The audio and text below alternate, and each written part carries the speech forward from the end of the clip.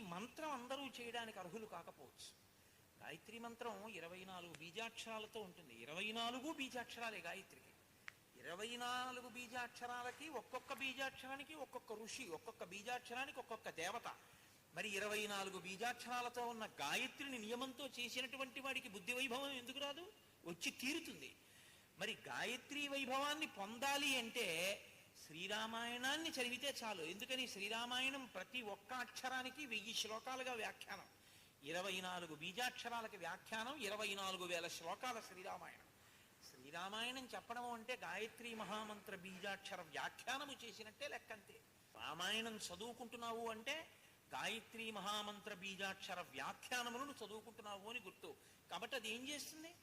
బుద్ధి ప్రచోదనాన్ని ఇస్తుంది. కాబట్టి రామాయణం పిల్లలు వినండి, పెద్దవాళ్ళు వినండి, ఎవరు వినండి, వాళ్ళ బుద్ధికి ప్రచోదనం ఇస్తుంది. ఒక గొప్ప మార్పు తీసుకొస్తుంది.